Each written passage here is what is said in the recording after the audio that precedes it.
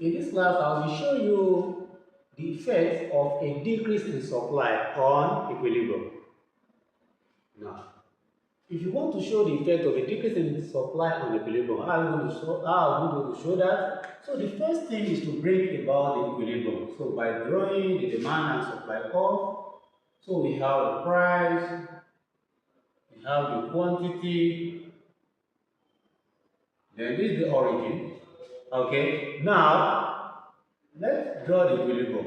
We have demand, then we have supply. Okay, this is the equilibrium where they intersect, and this, then we call it E1. This is P1. Then let's call this Q1.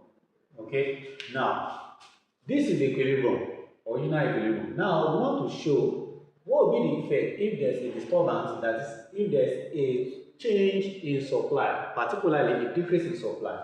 What will be the impact on this equilibrium? Okay, now let's assume there is a decrease in supply. A decrease in supply means a leftward shift in supply curve. When you say a decrease, whether in demand or supply, so it's a leftward shift. An increase is a rightward shift. Okay, if you look at this is supply curve, and I said a decrease in supply implies a leftward shift in supply. So this is a shift to the left for supply curve, and this is a shift to the right for supply curve. For the demand curve, this is a shift to the left, and this is a shift to the right. Okay, just check your side. Okay, right side, left side. So when there's a decrease in supply, a decrease in supply implies a leftward shift in supply curve. Okay, so when you are analyzing a side in economics, you hold the other side constant.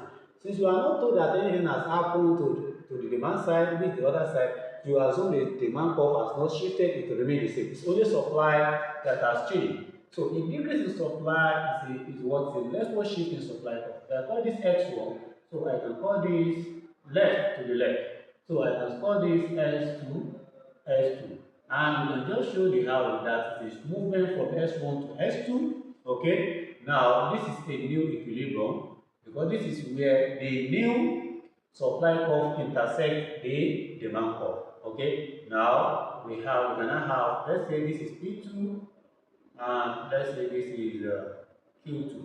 You can see the effect is that when there is a change or a decrease, okay, when there is a decrease in supply curve from S1, S1, this is S1, S1 to S2, S2, okay, what happens is that the price of the commodity, okay, has increased from P1 to P2. You can see this is a new price, P2, and the quantity has also moving from Q1 to Q2. That is, the quantity has also fallen. The quantity has fallen from Q1 to Q2.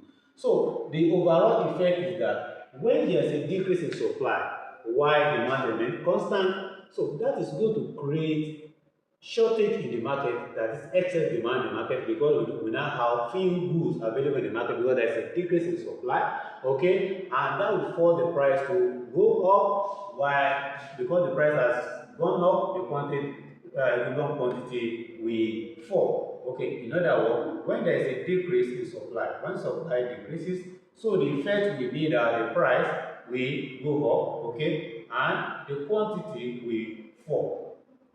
Okay, don't forget to like this video, drop your comment, and also share the videos to benefit others.